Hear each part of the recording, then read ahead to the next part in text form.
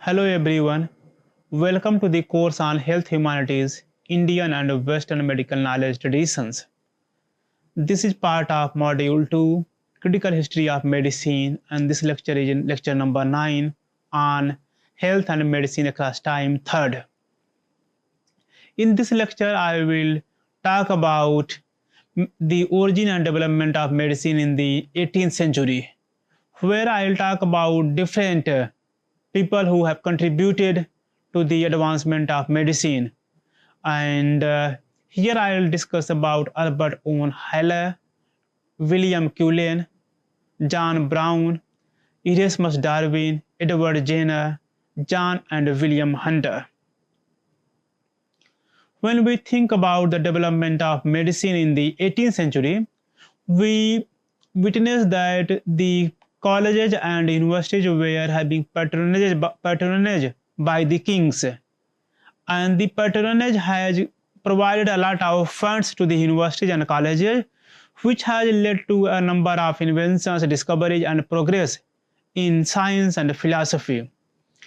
So the material support, the financial support has provided a new impetus to the development of medical system. And by the time of 18th century, we have decline of theological principles and authority. We have decline of the power of church, who have enslaved the minds and profession of medical practices for thousands of years. And this decline of theological principles, the decline of the authority of church, was very necessary to have a rationalized principle of medicine, to have a rationalized principles of health, because one has to think from a new perspective. One has to think about rational and scientific methods. And by the time of 18th century, we have preserving of dead patients, and then dissecting their bodies for different kinds of observations. So there we have increased vivisection of animals. We have increased vivisection of dead patients, which were sometimes prohibited or maybe less in use. And the contributions of Albert Owen Haller, who has imbibed morality and ethical principles and ethical virtues in medical practices, are very significant. And despite like we are having that, despite having vivisection, there are focus on morality and ethical principles, and this indicates that the purpose of these vivisections are for the sake of helping humanity. So the purpose of medicine was to cure the people and to help the humanity, to help the people to get rid of their problems. And it has very noble moral and ethical principles involved. Moving further, when we talk about Albert Owen Haller, then we find that Haller has a meticulous study of the innate properties of human body, and where he has noted the components of human body with very precise details. And this has led to a new development in the advancement of medical knowledge. And his research has brought new developments and new theory with medical practices. And he has proposed that irritability is a distinct property of muscular system and sensibility belongs to the nervous system. And here we have a division of nervous system and muscular systems, which was not done before. And then he says that all living beings can be traced either of these two principles, muscular or nervous systems. And Haller has based his study on speculative data, which can be then further justified by experiments and observations.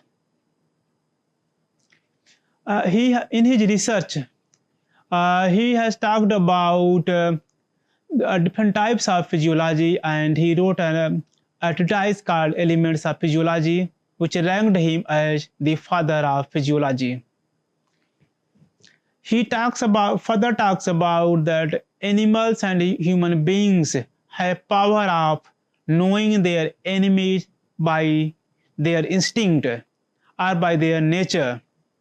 And so here human beings and animals are involved in their survival of fittest, where they will annihilate the weaker human being, or they will annihilate the weaker animals. What we witness over here, that the people who are powerful, they have better medical practices, and they can get cured easily, and the people like who are poor, those who are weak, those who are having less access to the medical practices, then they have less chances of their survival.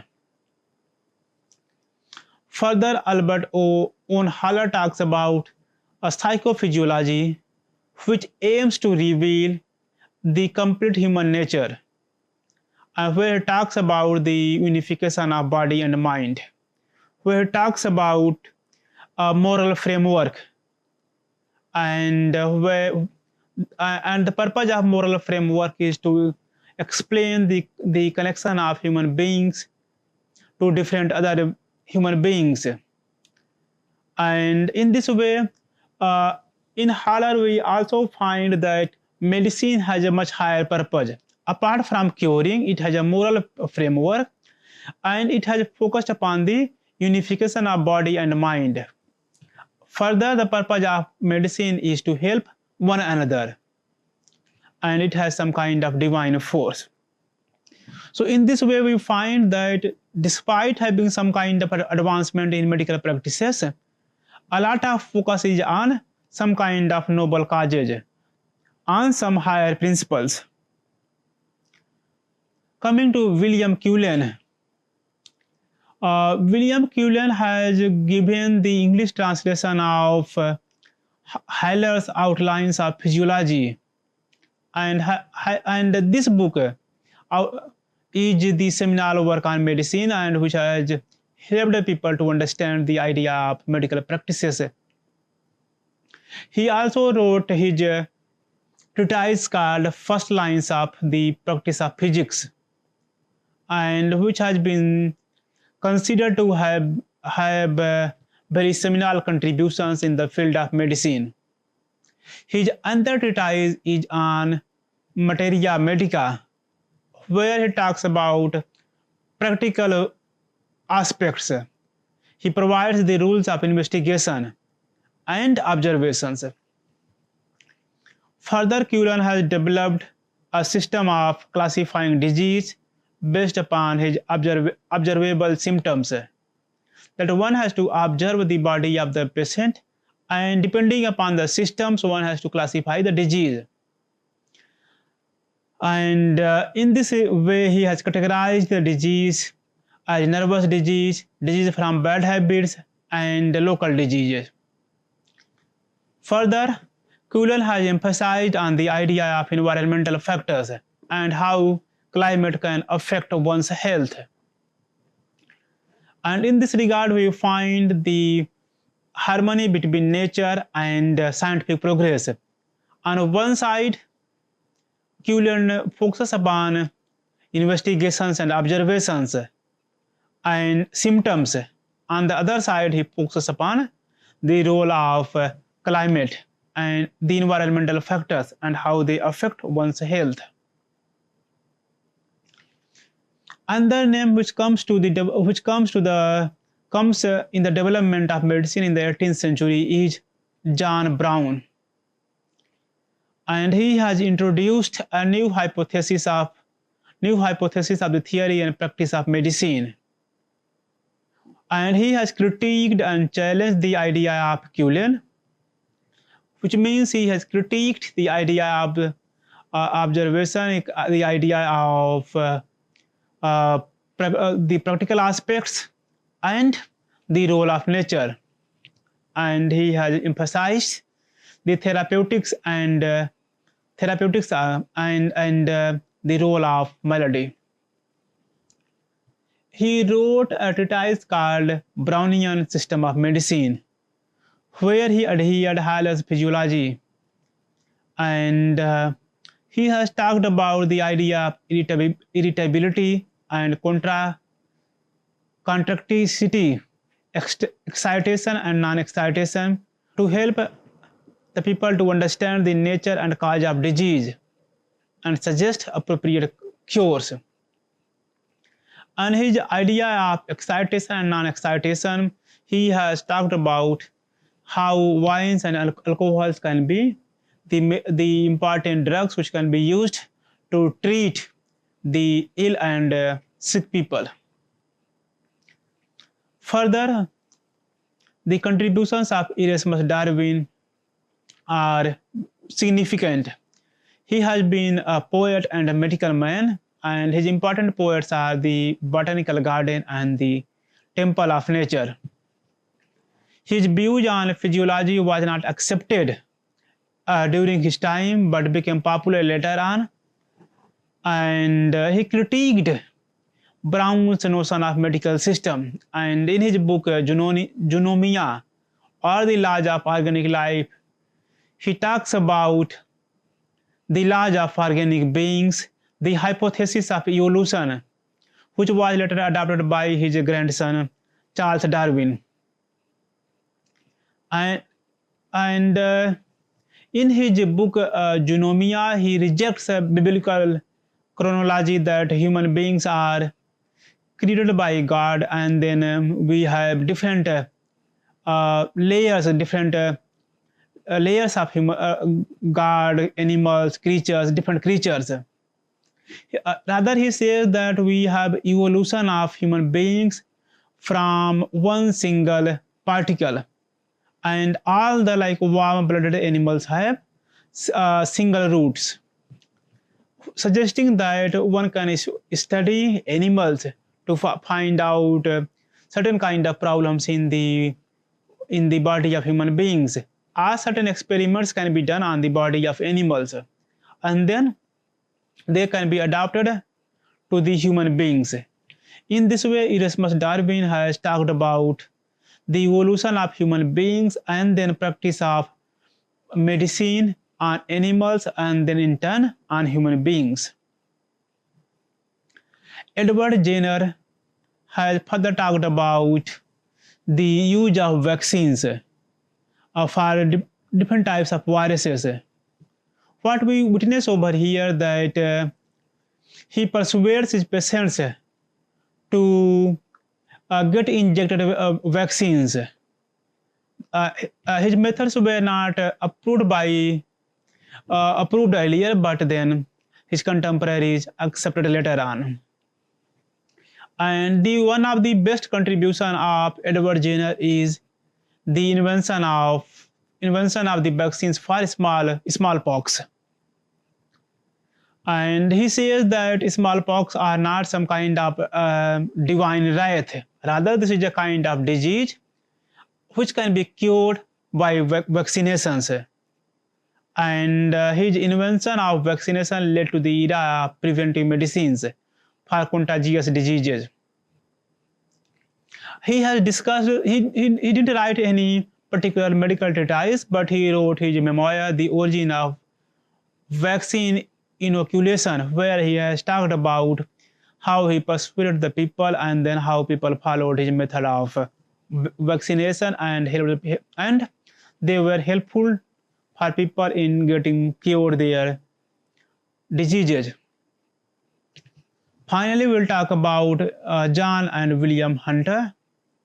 They were great anatomists of the 18th century, and they were great surgeons who has their experiments and research in comparative anatomy, physiology, and natural history. They wrote multiple treatises, and one of the best is Blood, Inflammation, and Gunshot Wounds. When we think about the contributions of John and William Hunter, then they have turned the entire practice of medicine to the new field where they are not just focusing on one or two components, but they are looking different components and then making a kind of holistic study that if a particular disease is not being caught from one practice by one practical example, then one has to focus on another and then another. In this way, John and William Hunter have used different methods to find out the cause of illness in the people. Finally, to conclude, in 18th century, we have a large number of vivisections. The bodies were preserved and then they were dissected to find out the root cause of illness. Further, we have focus on ethical and moral principles, proclaiming that the purpose of medicine is not just curing, but helping the human beings, helping the humanity. In this period, we have decline of speculation and advancement of observation and practical experiments. Further, in 18th century, we have classification of diseases, and then we have focus on the theory of evolution, and we have inventions of vaccinations.